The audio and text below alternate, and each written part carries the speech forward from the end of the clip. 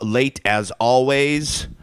But when you do your own podcast, you can be late like that. It's 2:15. That's not really too bad for somebody who's a whole lot later than that most of the time. Anyway, enough with the excuses. Thanks for joining the podcast. It's been a while since we have done a live podcast, and actually this is the first one here where we've invited people to come hang out. So if you're in the Decatur, Illinois area and you're driving by the River Coffee Company, you're welcome to come over here and hang out here in the back, or Arden Studios, or coming to get some records at Speakeasy Records and Oddities. Come on to the back, grab yourself a cup of coffee, and hang out with me and Tony. And so we would love to have you a part of that. And if not, you can continue to watch online, and feel free to hop in with any comments, questions. We'll try to get to those whenever we get a chance. But my guest here today is a guy that I've met. He kind of walked into the store, and I just started picking his brain. You were just friendly and come in looking at some stuff, Tony, when I met you. And he came in, and I began to ask some questions like, so what do you do, and things like that. And by the time we got to our end of our conversation, Tony kind of revealed that he does a podcast called Cup of Crypto. I'm saying that correct, That's right? Correct, yeah. Yeah. It does a podcast, and of course the podcast, because I'm a nerd,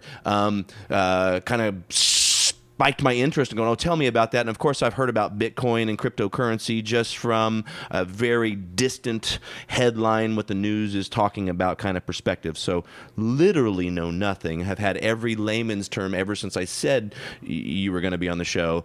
Every single person that knows that much more, too, has shared their little wisdom with me. So I think I might be more confused than ever what it is, why it's a thing now, all that other stuff. So we're going to get into that. So that's what we're going to be talking about here today. So if you've heard about that sort of thing, feel free to ask any questions, and we may use those. And we're just going to roll here today. So, Tony, welcome to the show. Thanks for coming. Thank you for having me. Appreciate it. So you do a podcast. Let's start with that general thing, Cup of Crypto. And this is something you've been doing for how long? The podcast has been going for about the last 3 months. Wow. Okay. I started in early December. And I got into cryptocurrency and the technology underneath it, which is called blockchain, okay. Prior to that. And one of the things I wanted to do was just learn more about it myself. I wanted to, of course, invest in it, learn more about the technology. And I've wanted to do a podcast for a while. So it was something that I just said, it's the time to do that. Let me learn about the technology. Let me talk about it at the same time. And that's when the show was born. And I have about 30 episodes. That's awesome. That was the key thing that you told me that I thought I remembered that you were saying that I really loved. And this is where another connection to you was, if you have a curiosity about something, you kind of dive in and go, all right, let's find out about it. Right. So even doing the podcast allowed you to learn about not only podcasting, but also cryptocurrency in the process. Sure. Though you had some experience and all that prior, but it actually helped you get a little bit sharper on it now, to where you're fairly educated on it and able to talk to other people about it, right? I like to think so. I love it. That's the journey that I love about podcasting and share with people. It's like a large portion of this is for me to have the opportunity to learn and also record it and potentially share it with somebody who might find a benefit of listening to it later, even if it's myself, to go back and go, man, I wish I had that conversation recorded. I do. Yeah, you do. Yeah, exactly. So that's really great. So I'm trying to think where we can hop in. The podcast, obviously, you're doing, that was something where you began to learn. If I'm correct again, did you say that it was just as you were hearing about it and people were talking about it, you're like, I gotta know more. Is that really the? So my life is built on technology. I mean, my entire career is in tech, working at several different places. Growing up in electronic stores and eventually in a software company.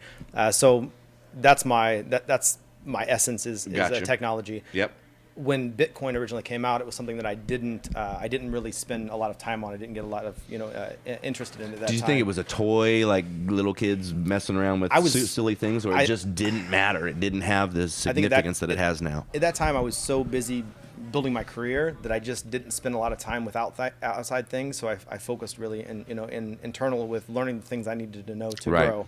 And Bitcoin wasn't one of those. So I just kind of dismissed it. It wasn't that I thought a long time about it, or I just didn't really care about it. I heard about it, and it was just one of those things. It was a new tech that I just didn't get into. Gotcha. Yeah. And then as time went on, and then you'd hear it in the news when the price would spike, and then it would go away again.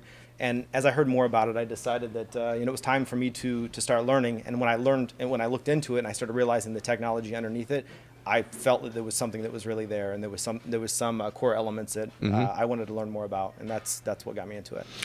Earlier, as we talked, and you can pick any chair you want. Feel free. We're real loose on this deal, man. We're just hanging out. Yeah, cool, man. Thanks for joining. of course, you said you had a background in technology and things like that, but I'm trying to go a little way back to kind of show the interest. This isn't just brand new, like you're not hopping on the Silicon Valley bandwagon kind of thing. You have a history, even as a young person, that you were like, I just took stuff apart and wanted to know how it worked, and that's always been your thing, and that has allowed you to be able to dive into something that you maybe have not known a ton about, and you're like, I'll figure it out, right? And that's a thing that's in you, a characteristic, absolutely, right? Yeah, right? I like to reverse engineer everything, and it comes from as a kid, I did break things a lot and tear things apart and try to figure put out how them to back repair together. it. Yeah, that's and great. Many times I didn't, and sometimes I was successful at it. But yeah, I've always liked to understand how things work, and that's probably why I got into technology. I got into electronics engineering at first, and eventually went to computer science. So I like analytical thinking. I like logic. I mean, those are the core things, and then just understanding how things work. Yeah. And I do that. That's essentially my job, is trying to figure things out, and that's also what led me to really go deep into crypto and the technology underneath it. I created websites back in 1999. Was the first website I created, and at that time I was like, this technology is really cool, and a lot of people can use it, and nobody really. There was very few people that believed in it at that time. And then you had these new companies that were there, that started eBays and Amazons. That at that time they were nothing really. They were just, Amazon was a bookstore, and then it became the powerhouse and put so many companies out of business today. But you couldn't have seen that going back in time and saying that's going to happen in the future. But I believed in that technology then, and I believe in the technology underneath cryptocurrency. And for whatever level that you're willing or able to talk about it, you've had some history in some of those technologies, developing and things like that. You actually really got in and dove into some of those things. And so again, I'm just trying to show the resume is full. It's not just a guy who just I'll give you one, hopped on the bandwagon. Yeah, I'll give you one of the first experiences that I had with selling things online. It was late 90s, early 2000, and I worked at a cell phone store in town here. And it was a Motorola StarTAC, was the new phone that came out. It was a flip phone. I think we paid $1,000 or $1,500. It was an expensive phone at that time, especially. So it was a LED display that was, just digits. There was no numbers there, or no letters there. And when we first got those phones in, we were a authorized distributor of it, but not everybody could get those phones at that time. So I went online and I started finding, like, maybe we can sell this thing, and maybe we can sell it to other people. And a guy from New Jersey contacted me and said, hey, I'm interested in some of those phones you guys have. I said, okay, great. How many do you want? He goes, how many can you get? And I said, well, I don't know, a couple of them, And he said, well, I'll take as many as you can get. I said, you realize they're $1,500 a phone? And he's like, yeah, I realize they're $1,500 a phone. So I started talking to my boss, and he's like, I don't know, this guy in New Jersey, what's he like? Is he really going to pay us for them? I'll be there in a van. Louis will meet you back in the back. So at that, he'll have the cash. Yeah, at that time there was the COD, so cash on delivery. So FedEx. So he ended up saying, I'll pay for the shipping, I'll pay for the phones. And long story short, we did about $500,000 of phones for one classified ad it wasn't Craigslist at that time, but it was like AOL classifieds or something like that, At that time, I realized, like, okay, the internet is a really special place where you can make money. Yeah. I didn't make that money. That was not my $500,000. But you saw the reality. Yeah. So that was just, one of my first experiences with how online stores worked, and I've done many different things since then. Super interesting.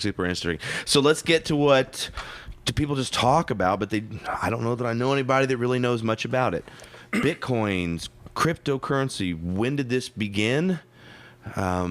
How did it begin? And I mean, let's start like when. What's the history of this? Sure. I know the term, but I have no idea what it is, but I've been hearing Bitcoin a whole bunch. Okay. Yeah. Okay, cool. So first of all, Bitcoin is really where it started. There was a guy, this is kind of a sketchy story because nobody really knows who created this thing called Bitcoin. Okay. Their identity is not known. So it's whether it's a group or it's a single person. Nobody really knows the history of that. But what we do know is around 2009, there was somebody that published, they created what they call a white paper. And a white paper is really the essence of how it works. Okay. Now, instructions?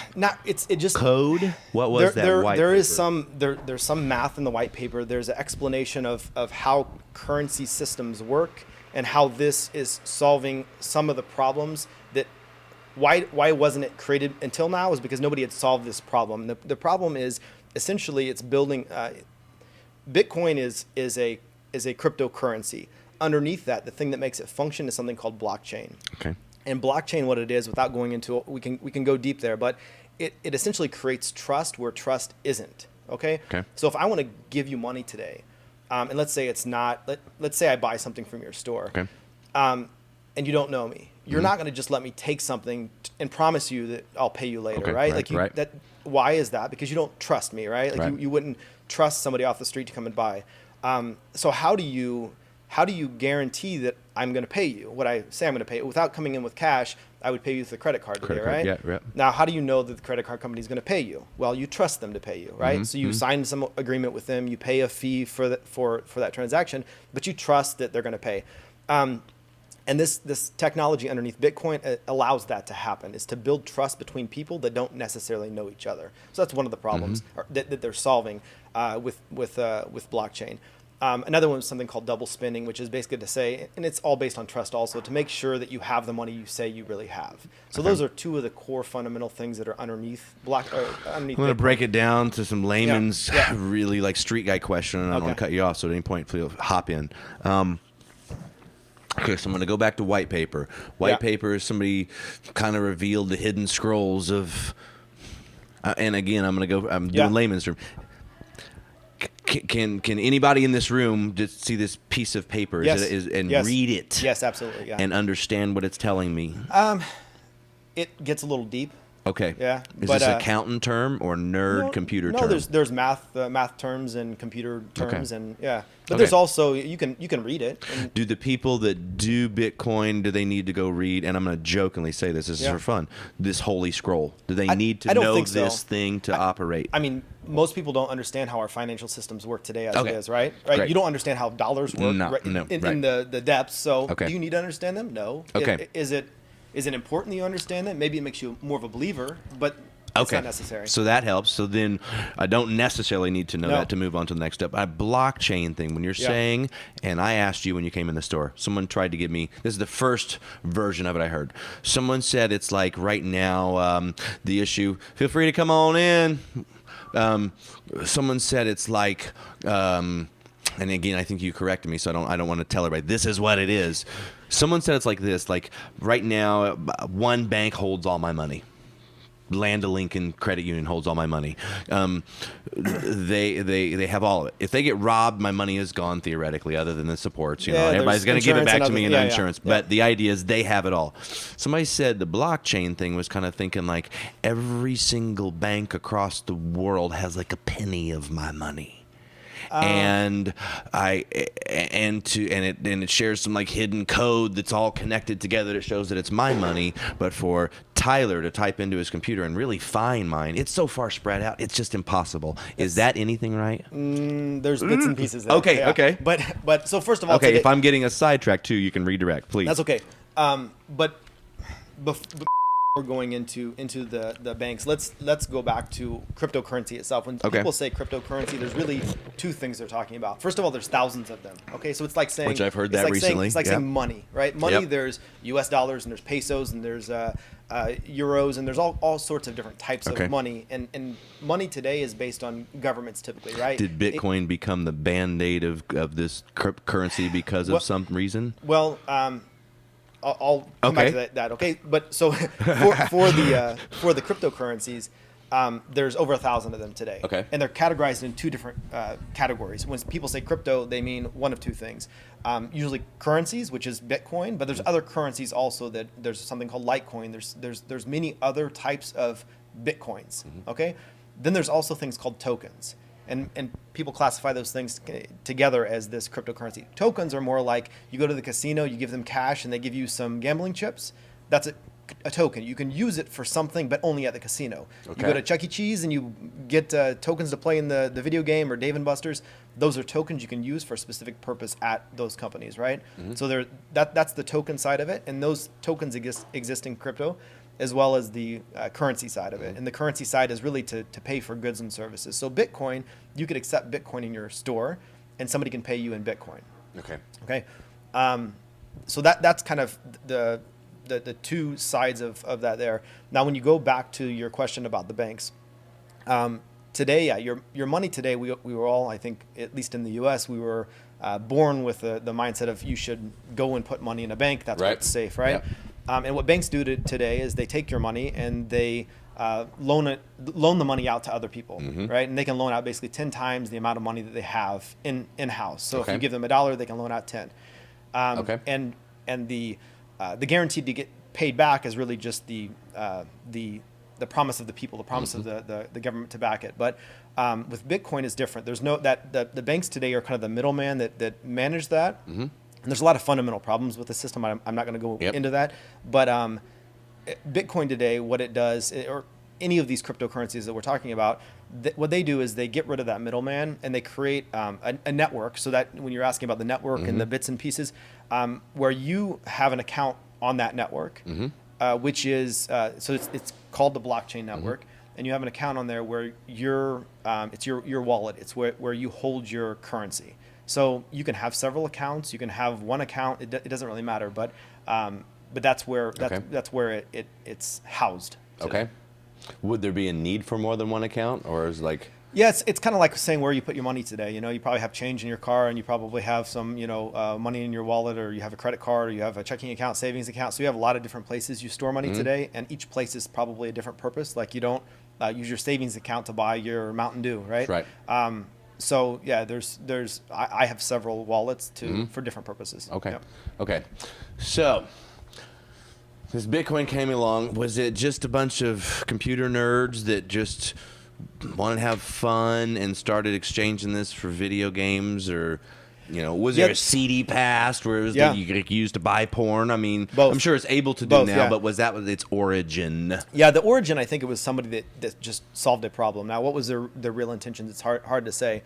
But in the early days, it was just a bunch of computer science guys that were interested in this technology. Okay. But then it led to, there's something called Silk Road. I don't know if you've heard of that or not, but Silk Road is basically like a underweb. It's some network of, you had to have a way of accessing this network, but you could buy anything on this network. You could in most of the things. The black market. Yeah, essentially, it's basically the internet for things that are illegal, right? Okay. And that's where it really started picking up, because you could pay somebody in Bitcoin on that network, and they could. It wasn't necessarily traceable, and it was something you could send across. I could send money to somebody in some other country, and that was where this whole Silk Road led Bitcoin's rise a little bit, maybe. And then it was a CD underground network of computers that you could buy things that you probably shouldn't be buying. Interesting. Okay. Yeah. And then that was shut down, and then our government was able to confiscate lots of Bitcoin as well. Where did obviously it's growing now because there's popular people talking about it, but where did we adopt it to begin to reuse it for something else? Yeah, so I think what's happened, there's a website called, I think it's 99 Bitcoins, but they talk about the 100 deaths of Bitcoin, or hundreds of deaths of Bitcoin. Okay. And over time, you see that Bitcoin rises in popularity. It gets starts going up in price. The media talks about it, saying it's a bubble, it's going to burst. The price goes down again. Everybody says, ha, ha, ha, I told you so. It's bursted. And then it goes up again, and then drops again, and it goes up again, and it drops again. Well, every time it's gone up and it dropped, it has increased beyond the previous high, right? Sure. So it reaches an all-time high, it drops, and it goes back beyond, above and beyond that to a higher high. Okay. And I think what's happened is as time has gone on, is some of the technology has matured. There's problems that it had, like inherent problems, the time it took to move from one place to another, the expense for it, just the adoption of it. All these things take time. It doesn't happen overnight. And I think that's and we're still kind of in an early stage. It's not a mainstream thing yet. I mean, it gets on the news and everybody talks about it when the price is going crazy, but we're still in an early stage. But the big players are starting to. In the early stages, early stages as far as adopting it, going into the coffee shop and places, or early stages as far as we don't know what this is really doing. We're still I think like in AI, is it that kind of thing? No, I think the people that understand what it does, they understand very well the technology. As far as adoption is what I'm talking about, being in the early stages still. So if I did a podcast episode where I talked about adoption, And I use the example of McDonald's. In 2003, I remember going to McDonald's. It was in Charleston, Illinois, and I paid. They accepted Visa card, and it was like it blew my mind. I'm like, oh, Visa card and McDonald's, like that's crazy. And then I came back home to Decatur, and I'm like, oh, there's nobody accepting credit cards in fast food restaurants. And people are like, why would you use a credit card at a fast food restaurant? Why would you use a credit card for 50 cents or $1? Yeah. But that's what we do today, right? I mean, we use credit cards today, and that's just normal. Yeah. And it's not a surprise to see that if you look at credit card companies and their valuation over the last 10 years or 20 years, like it's going, it's just through the roof. The credit card companies, like he's talking about, I mean, they pretty much run a monopoly on it. But, as far as it takes a lot of infrastructure for Bitcoin. Absolutely. In all the same spots as all those are accepted. Sure. Well, and the interesting. A lot of money off that, and so they have a lot of pull that way. Yeah. That's what it's all about. Yeah, and the interesting thing about the adoption of Bitcoin and Litecoin, and actually one of the things I wanted to do today is show you how easy it is to accept cryptocurrency, but you don't need the infrastructure you needed in the past. Like credit card machines, you needed to have a machine, and you had to pay for this thing in your store. Technology And advances right, so fast. right. So now you can accept it with your phone. Like I can send you cryptocurrency right now, and you don't need to buy any terminals. You don't need to wait for somebody to install them. You don't have to be part of some special, Visa network. You can just accept it. And so yeah, I think because of technology, we'll see as it becomes more mainstream, we'll see more adoption happen, and it'll pick up the pace. And these big companies now, Visas, and I mean you can see that there are jobs for blockchain developers now. Right. In the past, everybody dismissed it.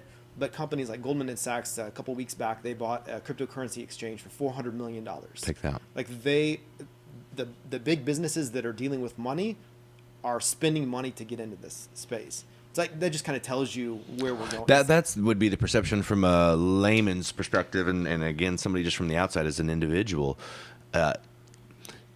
On one hand, I hear you say that, we're still in the early stages. And I'm like, okay, that sounds interesting. Early stages meaning I can buy in now, or early stage. I mean, there's a mindset that I think that at least is going around, at least I have, that, it's too late, buddy. You missed that boat. Like, yeah. Or is it one from a I guess that's what the news is really portraying, is almost kind of like, this is the Google, this is the computer, this is the iPhone now, and it's kind of like, this sounds great, but you're telling us now it's too late, or is it too late, but we're not using it, so I guess it's really confusing. Sure. So okay. I think when it comes to price, this is one of the things I don't normally talk about. I don't talk about price really at all on the podcast.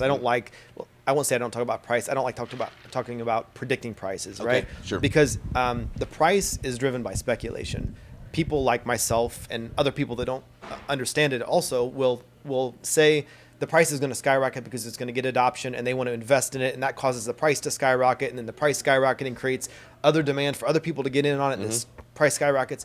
And that's what we saw in this last few months in December, January, where the price for a single Bitcoin was around $20,000, and today it's around $6,000. Okay, so if you would have bought a Bitcoin for $20,000, it's worth $6,000 now. That's a huge loss, right? Sure. Now you don't have to buy a whole Bitcoin either, and that's a different topic that we can. My mind keeps wanting to go to a physical object. Yeah, I'm buying but it's one not. It's coin. Like, so when I spend it once, I'm done. No. You can buy fractions of it. So it's like saying let's say $1, for example, right? You don't have to have, you can have 99 cents, you can have a penny, you can have 5 cents, right? You can have a fraction of a Bitcoin. Okay. And it's even more fractionated than regular money. Mm-hmm. And the fractions obviously are probably a little bit associated with, I've heard the term, hello, you're welcome to browse around, hang out, check it out.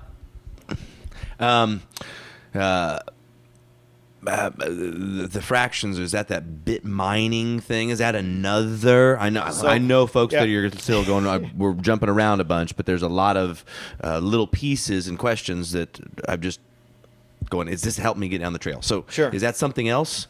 No. Is that how that began to find these things? No. So first of all, when it comes to the mining, what mining is it's a network of people that are really confirming the transactions. So we talked about trust earlier. Okay. We talked about how do we, if I have money, if I have a Bitcoin, and when I say Bitcoin, I don't mean just one Bitcoin. I can have a 10th of a Bitcoin or a 100th of a Bitcoin.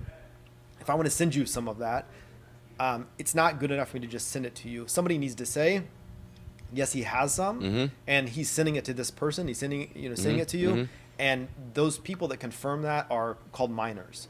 So they have computer hardware, which is typically we're getting a little deep. Yeah, we're getting. I've heard of that. It has computer hardware that basically they're trying to talk me into turning this room into a big server thing. Right. So what this does is it validates the transactions. It solves a math problem and says, yes, this is a legitimate transaction. It's approved. That's really what mining is. And for payment for mining, they get paid in Bitcoin. Okay. So there's a financial reward to do it. It's really expensive when it comes to electricity. It's expensive to buy the hardware to do it, but your output is Bitcoin. Interesting. Okay. So I'm going to try to go back a little bit. So we have Bitcoin. These guys were buying things. That was the idea behind it. Am I taking real cash? I'm going back to maybe a little early. Am I taking real cash, $500, and sending it to some person? Am I sending it to a bank? Am I sending it to the Bitcoin store? Who am I sending this to and buying in? Yeah, typically whenever you want to buy Bitcoin, you're going to use an exchange to buy it. And an exchange, you can think about it like an exchange at an airport, right? Where you're giving US dollars to get euros. Okay. So there's companies that are exchanges. The company I told you Goldman and Sachs bought, that was an exchange that was allowing people to transfer their U.S. money and euros. This is called fiat money, F-I-A-T. Okay. So fiat money, you transfer your fiat money to cryptocurrency. Okay. So the exchanges and an are how actual you- physical? Is there a physical thing yet? Well, No, it's all just well, like having a card or something? There are some people that have taken, and again, you start getting a little bit deeper into the technology, but you can have a physical representation of Bitcoin. Okay. But really what it is it's Hello, feel free to browse around. Yep. So yes, there are physical representations of it. And I can actually show you. I have this is called a paper wallet. Okay. Now there's two things on here. There's something called this is Litecoin, by the way. Litecoin and Bitcoin are very similar. This was created after Bitcoin. So this is a paper wallet. It has your Litecoin address, which is it's called your public address. Okay. So if you want to send me Litecoin, you send it to this address. And if I want to send Litecoin out, this is called my private key. Okay. If somebody has this, it's full access to my account. It's like my password. I see what you're saying. So there was actually somebody that had one of these wallets, and they showed them on a news show, and somebody got the I don't The have thing any, off there. Yeah. I don't have any money on this. I just to show you what it is. But so somebody got the private key, and they took the money from the person, and they sent them a message and said, "You showed your private key online, on this TV show." And it's a big no-no because anybody can take your money. Now, I'm a good, that person was like, I'm a good guy. I'm going to give you your money back, but don't ever do that again, So I love it. They had to set up a new wallet. But that's so we won't be fully broadcasting any of the pieces, but this is kind of the little thing here. That's called a paper wallet. Okay. And there's also I have a wallet again for Litecoin, and we're talking primarily about Bitcoin right now, but I'm going to Litecoin because it's what I prefer using Litecoin over Bitcoin. It's faster, it's cheaper. There's some other benefits there. And there's a wallet on your phone also you can download, and that's the most convenient. So we can do that. You can download it maybe, and that would be another thought that I again I'm still just trying to get my mind. It's like talking to an old person. You talk on the computer, you look at it, kind of like that with this Bitcoin thing. Because I keep wanting to think of my wallet and paper money, and I'm exchanging it and all this other stuff. What was I going to say? So is Bitcoin and all these hundreds of other cryptocurrencies, is this the race to see who's going to be the one? Or will there always be now hundreds of these cryptocurrencies that people are messing with, and we'll all have to go exchange it and transfer it? Or I got your question. Yeah. So first of all, I think when you look at it, Bitcoin started it all, right? But there was flaws there, and why Litecoin was created is. And why not fix Bitcoin before? I don't know if that makes the answer. Why not fix that? Like, why didn't those folks get with them, or is it just? Yeah, well, is this the race to space? Kind of, yeah. But it's not going to be one winner. There's going to be several winners, right? Just like if you think about internet, back in the day, there was a lot of companies that were just creating websites to do something, right? Lots of search engines, for example. Well, you don't have probably Ask Jeeves anymore, or I don't know if it even exists, right? But this is one of those. This is one of those things that all these search engines were around, and then the ones that were that had a unique difference, then maybe they did better marketing, or maybe they had better better returns on the search queries. Those are the ones that won. So Google obviously won, right? I mean, they're the winner. Yep. And when it comes to online stores selling things, Amazon won. But there was lots of companies just like that were competing for a long time. So is that some of the early situations with it, that eventually this will filter down? Again, you said there'll be multiple winners, but eventually we'll filter down to where we're like all using generally Android or Apple kind of thing. I think so. Yeah, I think eventually they'll be the ones that come out. There's just like Visa and MasterCard and Discover and American Express. PayPal is still based on fiat money, based on like U.S. dollars, right? So what PayPal did is it is essentially digital money, right? It's similar, like from an end user perspective. Yeah, it's very similar. I guess you're using the credit cards though. You're using a credit card as your account. That's how you set your account up. Yeah, well, yeah, in PayPal you do. Yeah, you can use your bank account there as well. It's similar. It's not. It's still based off of U.S. dollars or whatever. In our case, it's U.S. dollars. It's similar, but it's the fundamentals below it, below Bitcoin versus PayPal are night and day difference. Yeah, they're totally different. Okay, so where am I at with me? I decided I'm wanting to get into this thing. I'm hearing about it. Is it a thing that we should all be kind of like? It's almost like computers. It has become, if you are not up to a degree with technology, a phone and thing, right. I guess I've heard a younger podcast say it like this, so I'm going to use what they said. But they said you will fall behind, dinosaur-like, become extinct. Is this Bitcoin thing a thing that we all going to need to know? Is it again English? I think is this the future money? I think it is the future money. Yeah, is Bitcoin specifically future money? I don't know, but I think the concept of cryptocurrency, what one wins out of there, I don't know. Blockchain technology, it's not going anywhere. It has a lot more purposes than just money. Okay, we didn't talk about any of those. We can. So right now, is that its primary use? Blockchain. The reason blockchain came about really is because it was solving problems for Bitcoin at that time, and then all these other coins were spun off of Bitcoin, and then there was things, these tokens that were spun off of this. And this last year there was something called ICOs, which is initial coin offerings, and a lot of people were creating $100 million companies out of a piece of paper. They were saying like, here's my idea, and they would launch this ICO, which is kind of like launching a company. Like IPO. Exactly. You got it. Public offering. Right. And they were it was going crazy, and so a lot of those were not really legitimate things. Okay. They were just essentially scams, right? Okay. People raising things. So that also gives it a bad name, but that happened a lot. You can create a new currency yourself. Like we can go create a new token today, we can have one for your store. And people just keep doing that. So I think as time goes on, you're going to get it's kind of a novelty to do maybe, but eventually there's going to be the ones that really win, and then there's the ones that don't win. Okay, and so blockchain, you said it could be used for some other things, some of the other benefits that you're aware of. What are some of those things? And again, for those that are wondering out there going, I'm still hearing you speak a language that I don't understand. What is blockchain? Can it be broken down any more layman's terms for the folks? So I think the main thing really is putting trust where trust isn't. Again, that's the key fundamental, whether it's solving a currency problem or solving another problem. So I'll give you an example of a blockchain where you could use it.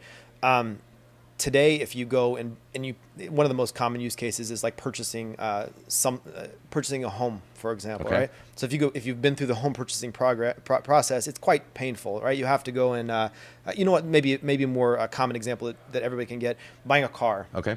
So if you want to buy a car, you go to the bank and you say, I need a loan.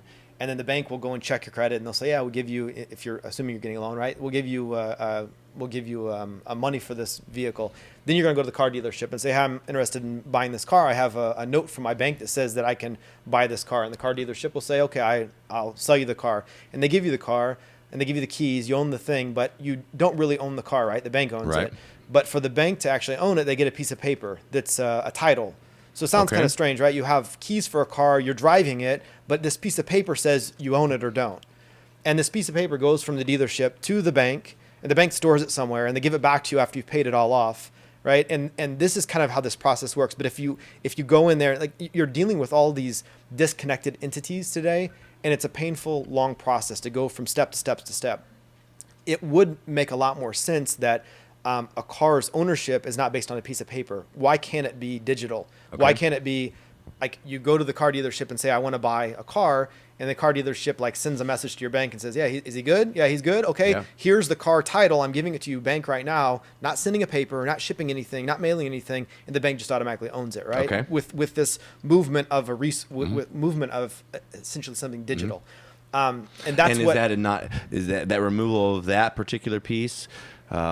Is that not is that old school thinking? Is that removing a middleman? Is it, or is it potentially a potential where we've just removed a checks and balance? Well, so the in there? the blockchain provides the checks and balances to make Okay. sure that the things are happening the way that they should. So it's enabling that trust again. Okay. Okay. So you don't lose the trust. You just automate the trust. So what Is you it get is because of the instant action of it, or where is that? Why am I trusting that more?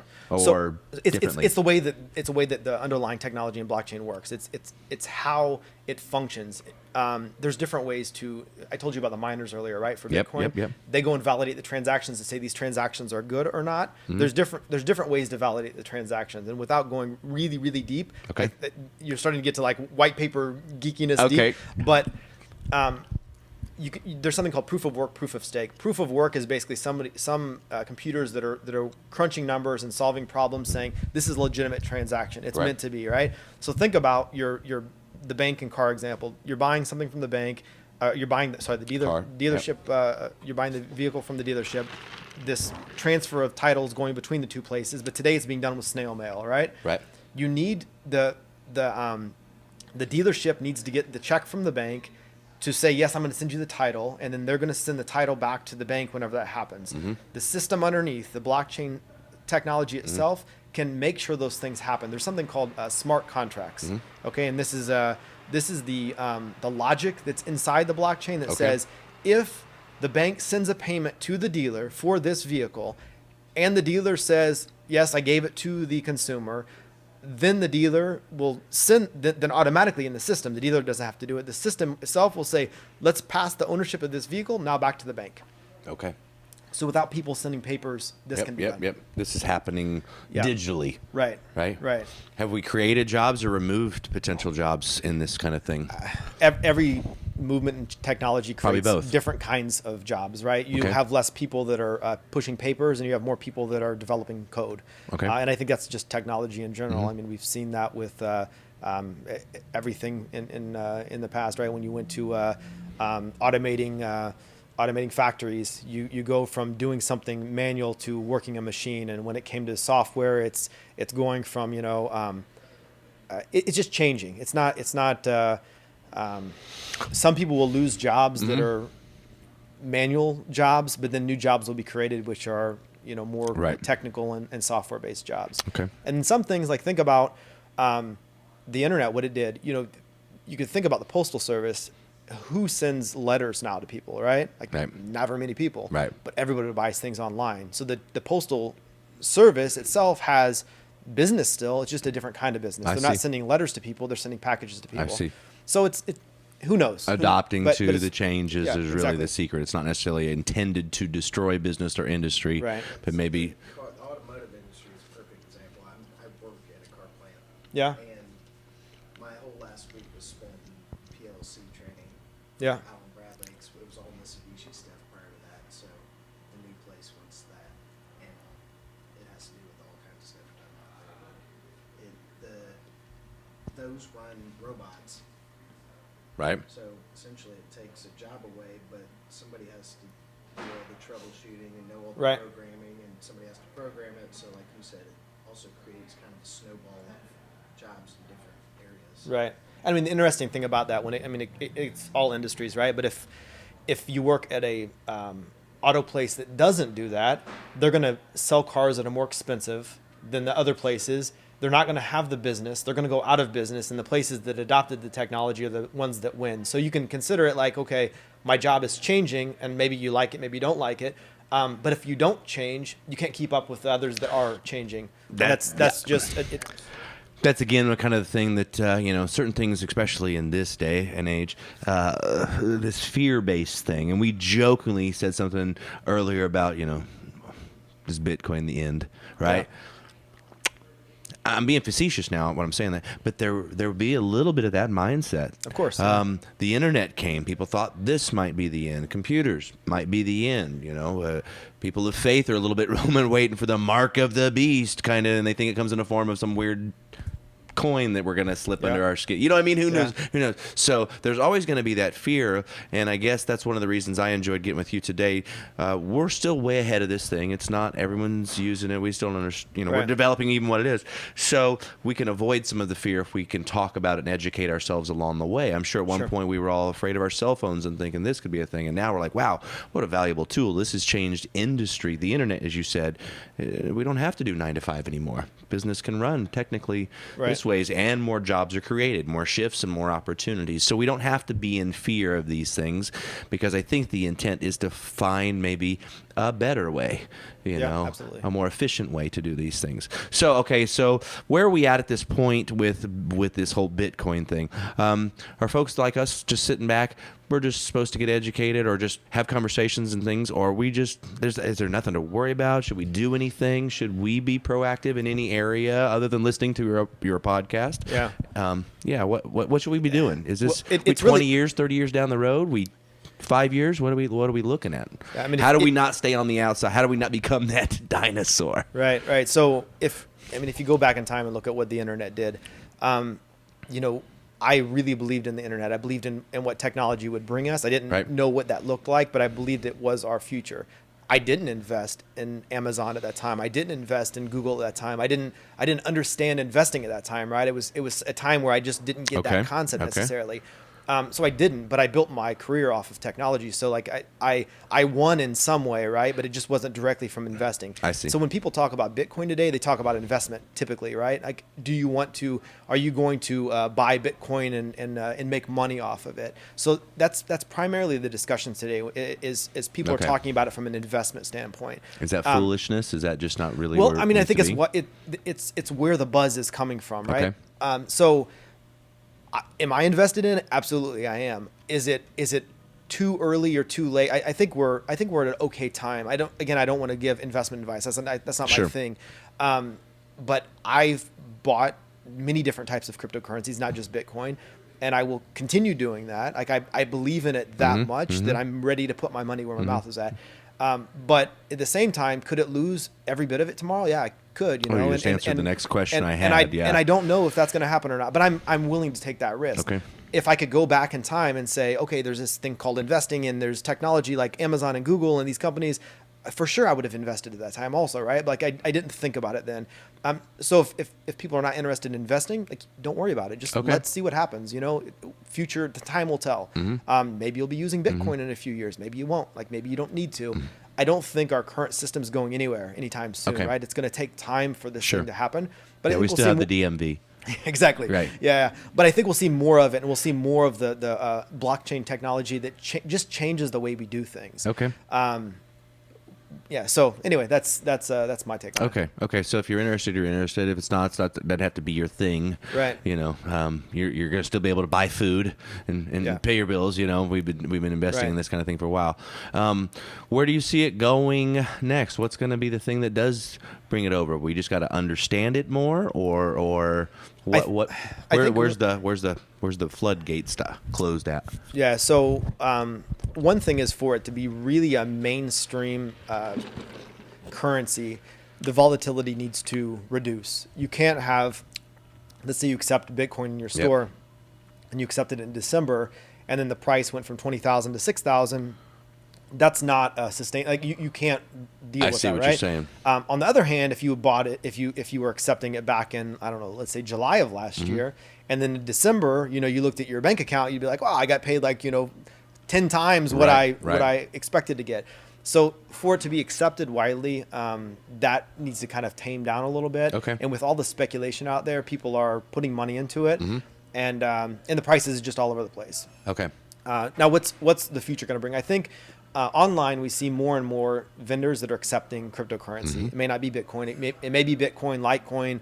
There's several others also. Will they do multiples? Will I find that sorry, we don't accept American Express here? Will I show up with my Litecoin and they're like, sorry, you can't buy things here? Yeah. I mean, or do they do a transfer? Will they do the whole exchange, So like exchanging. there's a your lot money. of companies being created to enable this. So let's say you have a website now and you accept credit cards on your website. Yep. You may accept PayPal payments on your Yep. website.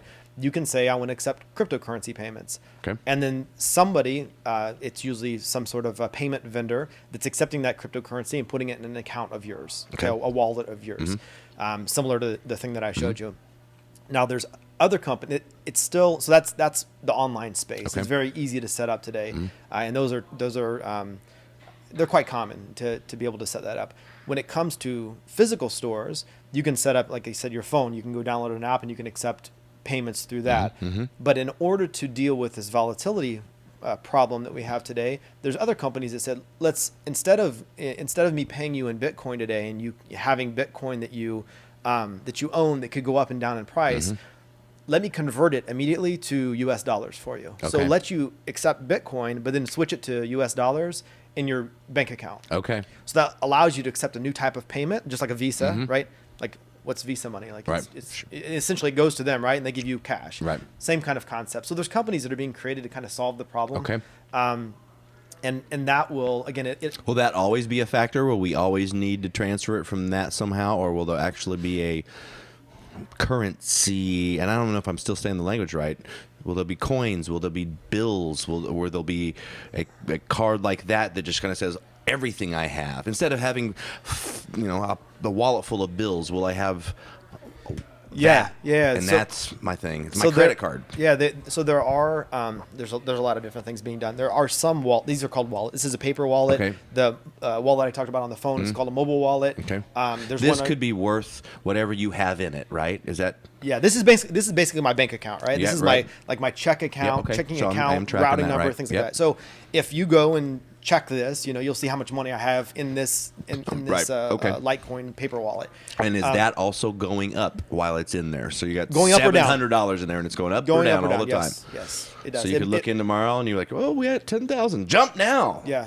Yep. It It fluctuates based on the market. Okay. Yep. Which Okay. again, that's one of the problems that people are solving, and they're saying, okay, look, stores aren't willing to do that, so let's let them accept it, but then immediately sell it for dollars, and then give the store those dollars. Okay. So it enables you to accept the latest and greatest Okay. things, but then Okay. you get money that you're comfortable with. Okay. But also our money goes up and down, right? Our Sure it does. value of the dollar changes. We just don't notice it really, Okay. right? I mean, So, and then I guess that's what the question I originally asked. So, will we always need to keep turning it into U.S. currency or whatever currency, or will that all eventually just go away too?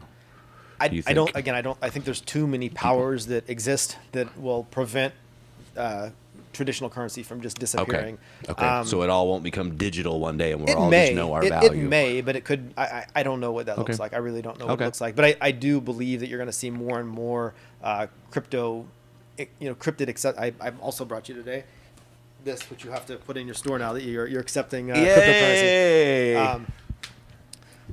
Check it out. Yeah. That's so fun. so anyway, I think you're going to see more of these kinds of signs for everyday shops, and you'll be able to use it more often. Okay. So the layman, regular person, any questions you guys can think of that you're just like, man, I've heard about this stuff, and this is okay. So it's all going to be currency right now. Will the blockchain and all this stuff move into helping things with medicine? Yeah. Is this like quantum physics kind of thing? Are we thinking on that level? There's multiple uses for this, or is this a screwdriver or a mousetrap? So I think did your phone die off there? Probably so. Okay. I'm still recording here. Okay, so the cryptocurrency itself is one side of it. The blockchain solves the problem like the DMV. It solves things like buying a home and all of the different processes that happen there, right? Like, and I started going down with that Would I example. now go to a realtor and she's able to make the transaction all happen, and we don't have to go to the bank? Yeah. Kind of Why thing? do you have to go to a title company today? Okay. And sit and wait for them to process a title? Like, hey, you don't need to, right? It doesn't make sense. You have to go physically. Again, you have the keys to your home. You have your home, but yet there's a piece of paper that says it's yours or not. Okay. And that I believe it'll turn digital. Yes. Okay, It'll be okay. something that's. Will they be different. the folks that want to stop this thing? I don't know. Not I mean, them specifically, but you know what I mean. mean, That there's- kind of thing. Will that third party thing that you keep talking about being eliminated? Are they the NRA? And will they? You know what I mean? And Yeah. will they stop? And there's no way that's going to happen. Is that going to be? I think the technology resistance? wins. Technology wins. And you can do whatever you want to do to stop it. I mean, there's people that talk about Bitcoin all the time saying it's it's going down. It's a bubble.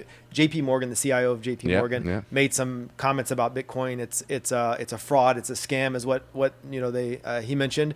And then later on, they go to invest in Bitcoin, companies, and then they are investing in it and saying it's a legitimate investment vehicle. And then there's you have so many people that are hating it, and at the same time embracing it behind the scenes. I see. So when you see, again, I used the example of Goldman Sachs earlier, these companies are investing hundreds of millions of dollars there. It's not because they think it's a fraud. It's because they think there's something real there and it's going to change. And they need to either be part of it or they're going to lose to it. Okay. You said one other thing earlier that can come to mind that comes to mind when you mentioned. So there's a potential loss here. That's something people I don't think are quite grasping. You mentioned like early back in the Silicon Valley days, everybody's making websites and buying things and .coms and going crazy, right. and not all of them became something. I think there is at least a general perspective from the people that I've just had small conversations with that this is like, oh, get in now because it's a guarantee. It is the iPhone. It's not a guarantee. Sure. Right. It is a volatile market still. Yeah. It's gambling still to a degree, right? At the moment, and you got to be willing to take the loss if you're gonna. Yep. Right. So essentially, let's, for an example, say I put $1,000 in a Bitcoin account. Yep. I could wake up the next day and have 800 or 1,200. Yes. Either one. Okay. Yes. So the reason the stock firm and JP Morgan or somebody wouldn't want that to happen is because I can convert it to cash or assets. Let's say the day I put the 1,000 in, the next day I have 1,200. I could essentially cash the money out, all of it if I wanted, and instead of buying, say, stocks where you have to trade and take penalties and stuff for whatever, you don't do any of that kind of stuff? Well, I mean, there's still, first of all, when it comes to investing in it, it's not, I want to say it's gray, but there are still exchanges that you pay fees to exchange with them. When you want to take your money and buy Bitcoin, you'll pay a fee to do that. To take it out, you'll also pay a fee to do that. It's one of the reasons that Goldman Sachs bought a company that does that thing. They exchange dollars for crypto. It's because it makes money, absolutely. And then, so why they don't want it? I mean, I don't think it's anything that puts an existing business model at risk is threatening, right? Yeah, sure. And there's two ways of addressing the threat. One is you can embrace it and you can try to be part of it and on top of it and incorporate that. And the other thing you can do is try to discredit it, right? And people may discredit it because they really don't believe in it. And that's fine also, right? I mean, at the end we'll see what is the reality, right? Is it going to be here in 5 or 10 years from now? Like I have no doubt in my mind we will have cryptocurrency in 5, 10 years from now, and it'll be further along than it is today. Is it going to be Bitcoin and Litecoin? Maybe, maybe not. Who knows? But I don't think the concept is going away. And the companies they're doing two things. One is they're creating this fear. If you read about Bitcoin, you'll hear people talking about FUD, F-U-D, which is like fear, uncertainty, and doubt, and that drives market prices down. So it's awesome. So we can wrap up with this. I'm going to do a little plug for your podcast. Available on iTunes and all the other podcast outlets, right? Cup of Crypto. Cup of Crypto. Right? And what's your kind of cycle are you doing? Are you doing a weekly episode? What kind of usually thing? twice a week. Twice a week, yep. Okay. Yep. Late night episodes, I work on them and then publish them. They usually come around 2 o'clock in the morning is when they're published. And I do it twice a week. And so if you're interested and you do a podcast out there and you'd love to talk to Tony, you can reach him out there. And your website, Cup of Crypto? Cupofcrypto.com. Okay. Yep. Cupofcrypto.com. You can go to the website, send Tony a message, say, I'd love to talk to you more. Maybe he'd come on another podcast. We'd love to have him back sometime as this continues to develop and know more. I do appreciate you bringing the time. One last question I have, because you are a technology guy. What do you see coming next? What's the thing? You know, we're getting to a point where we've seen the internet, we've seen the phones, we've seen adoptions of certain things. We're now talking video channels on our, I'm 46 years old. That was space age stuff. That was Star Trek stuff. What kind of things are there other things that you're interested in that you're seeing futures, ideas? And I'm not asking you to make predictions. Yeah. What kind of things are on the table? I know AIs are things that are popular now, and that's very big.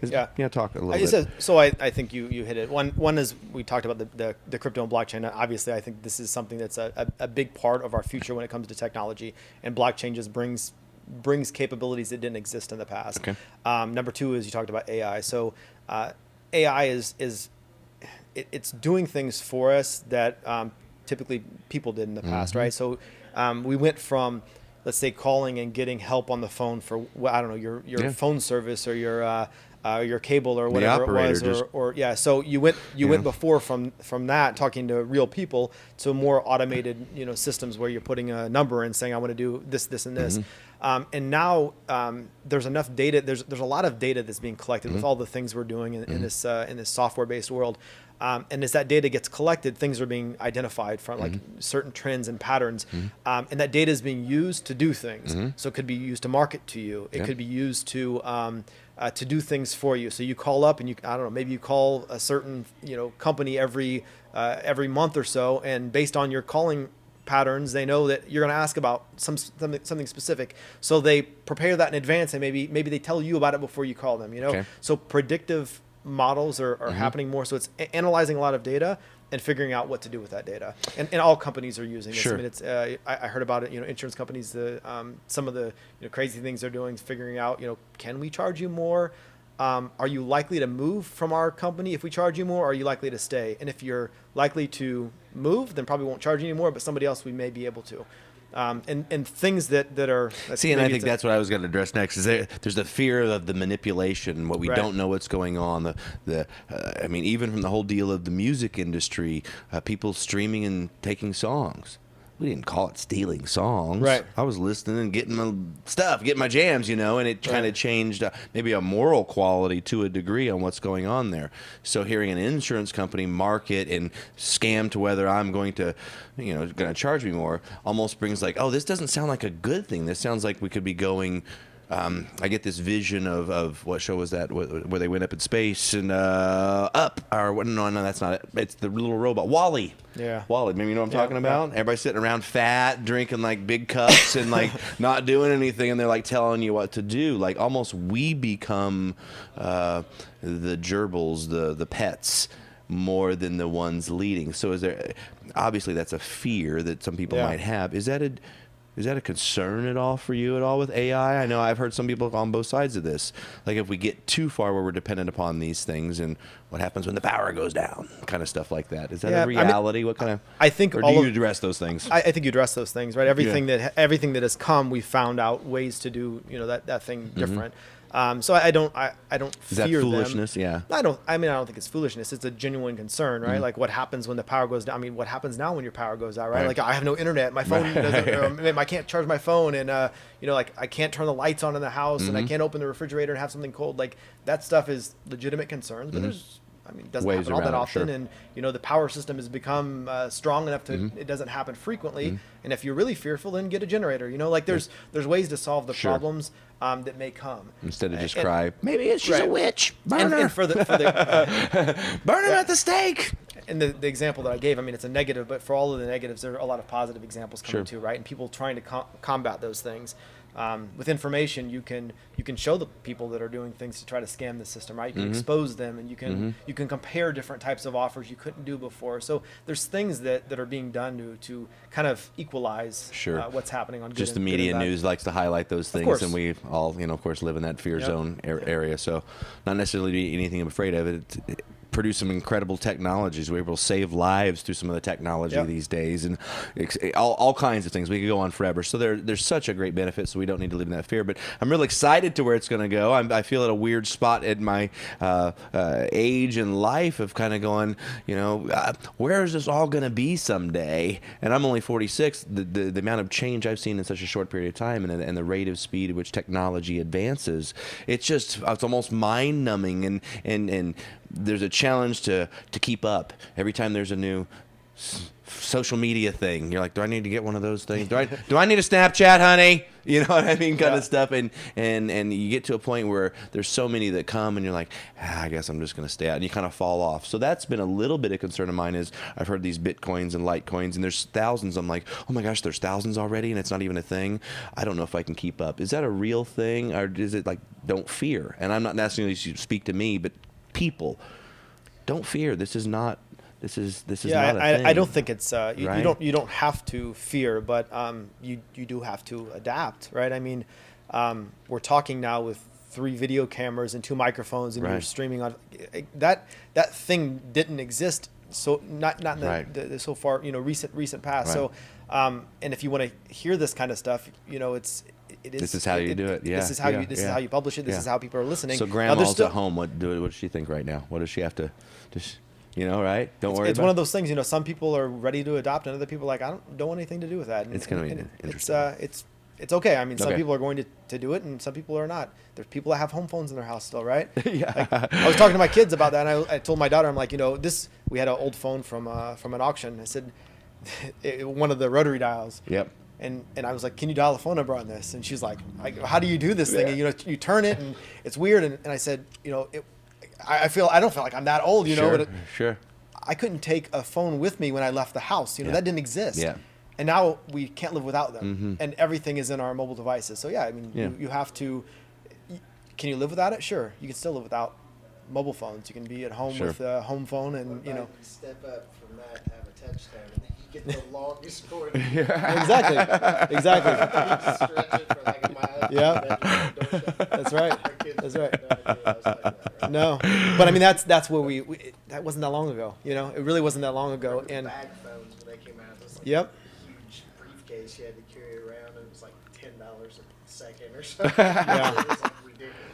Yeah, but if you go back to that time and you say, where are cell phones going to be in a few years? Like, they went from small to or from big, like the bag phones and the Zach Morris phones, to small, tiny little flip phones, and like the tiniest little phones, right? Yeah. And then it went Now to they're getting big again. then it went to the phones are getting bigger now, Yeah. like bigger screens, and so like I don't know, things change, and then you adapt to them. I had heard you, and we can cut on the podcast or whatever, still talk whatever for a second. I even heard a potential thing. You and I were talking earlier. You said you'd love to get in a position where you're like, I don't have to do some of the things that I'm having to do, like almost even Yeah. work. One of the potential things they said for AI is that like whatever income level you're at the moment, I'm going to go buy me a robot that can do a $50,000 a year job. And that's my AI. He goes to work for me. He brings my income. He can show up and do 12 hours, doesn't need a smoke break or anything like that, doesn't take a pee break or anything, needs to get oiled every so often. But I can kind of buy into society and have that dude do my work while I'm hanging out on the beach. That's interesting thought. I mean, Yeah. I think it can go too. I never thought about it this way. I think if that was the case, the companies that Would make the their companies own. would just say like, "Why do I want your $50,000? I'm gonna pay $50,000 and not pay you anything, right?" Or Sure. I'm gonna do So a that- one-time okay, that- fee, yeah, okay. and then I'm gonna get the Sure. residual income off of it. But yeah, maybe companies one day will say, "We don't want to invest anything and let the employees buy the robots that do the work." I don't know. That's I don't know kinda- that. Okay. Okay. I see the but- problem you solved there. That was interesting. But at the same time, I don't think we talked about this before. I don't think robots are necessarily like the people, entities that we see. We have software that's doing so much for us already, right? That we just Gotcha. don't see it. It's not a physical thing. It's code that does something, right? Oh, yeah. Yeah. So that Because most people are thinking AI and we're walking around with the Right, Terminators right, walking around, right? But yeah, it's not necessarily the case, right? I mean, Build robots to build those robots. Yeah. yeah. For you. Yeah, that's when it gets. At That's some point, it has to start from somewhere. Interesting. Interesting. Okay. Well, cool, man. Hey, everybody. Thanks for joining us on The Outside Voice. It was cool talking to Tony. Thank you for doing that. Yep, happy to Appreciate do it. it. Yep. You check him out on his podcast, Cup of Crypto. You could just search it, go to his website, and, of course, any podcast outlet you listen to, iTunes, Google Play. They're all on all of them. Really love that you're doing it here, in this town. That was one thing we talked about earlier on. There's not many people I know locally doing a podcast Right. about something, and especially something you're doing right now is so relevant to at least conversation. At least the media's got it on a hype level right now where people are Yep. talking about it and thinking about it. And so thanks for coming and being a part of that. Thanks for having me. Thanks everybody for watching the podcast again. We'll get this online tomorrow evening. You can download it, iTunes, Google Play, all that stuff. Go to our website, theoutsidevoiceshow.com. Thank you, Tyler and Chris, for joining us for the studio podcast. And anybody else who wants to come by, we'll do this again next week sometime. We'll be posting on our page. And thanks for being a part of the conversation. See you. Take care. Bye.